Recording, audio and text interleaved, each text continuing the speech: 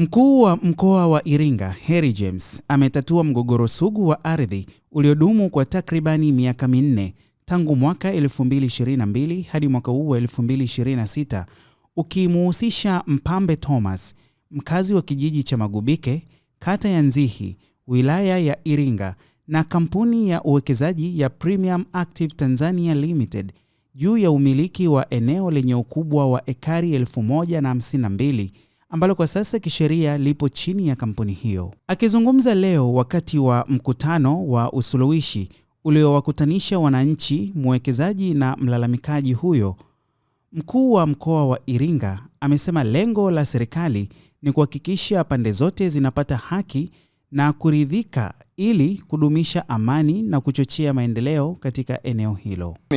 Kikao cha Benjamin Sita cha mwisho, kuna mambo niliongea kutaka kumaliza jambo hili, na hilo naomba mlifuate na nikuombe mheshimiwa.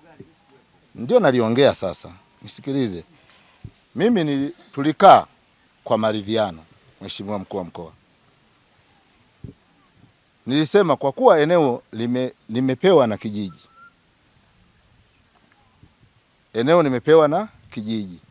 eneo la mazingira ya sehemu ile ya makaburi, panapozunguka makaburi ukienda ni pembezoni kabisa mwishoni. Kwa maana kwa huku ni kwangu, kwa huku ni kwao, makaburi yapo pale katikati. Niliwaomba wawekezaji, pamoja na kufanya yote mabaya waliofanya, kuvunja, kufanya nini, vitunguu, kila kitu, na hata ukiwauliza kwamba sijaona, ukiuliza kuwa huo mwaka mmoja uliisha, nitoe ushahidi. Lakini kwa sababu tunataka kumaliza mambo haya, mheshimiwa mkuu wa mkoa, na pia utakaosikiliza watu, mimi naomba mheshimiwa mkuu wa mkoa, eneo za mila sio kitu cha rahisi. Eneo za mila ziheshimike, wote tutakufa. Na naomba umenipa nafasi, naomba nizungumze, nimalizie.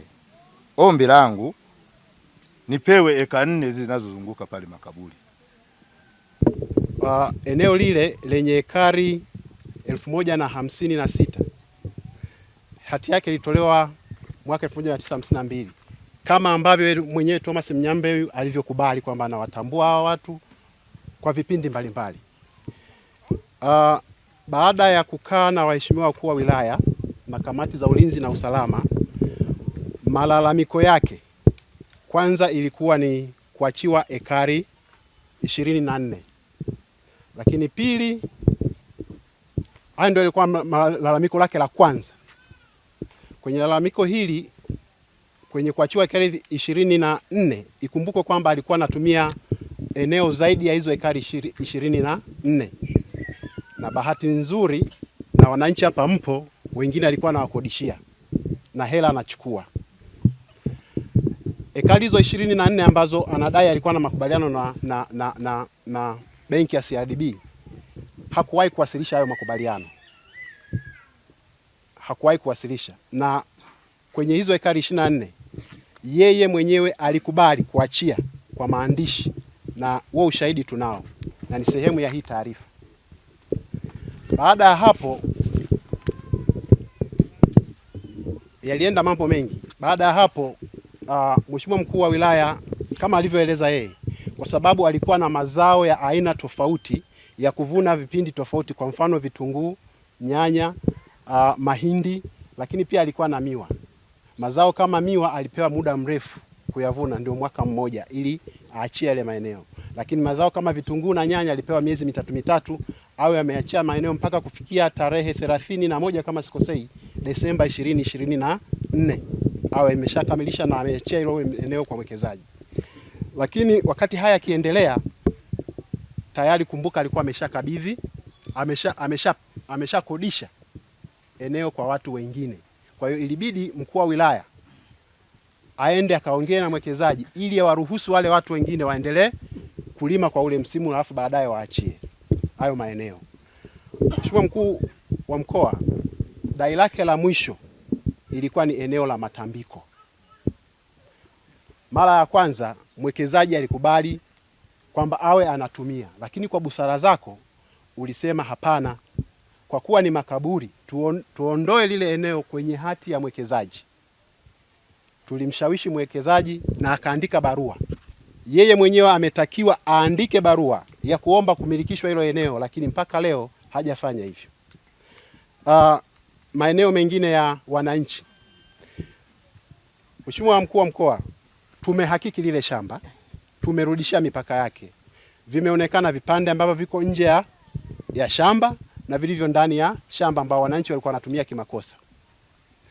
Zilipatikana ekari 33.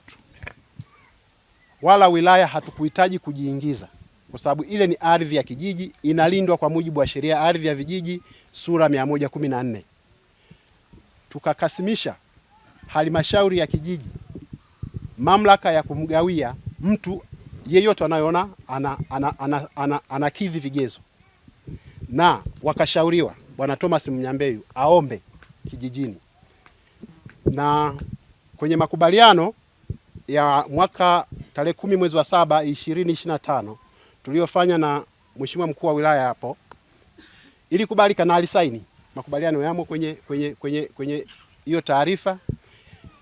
Ilikubalika kuwa apate hilo eneo na akakubali.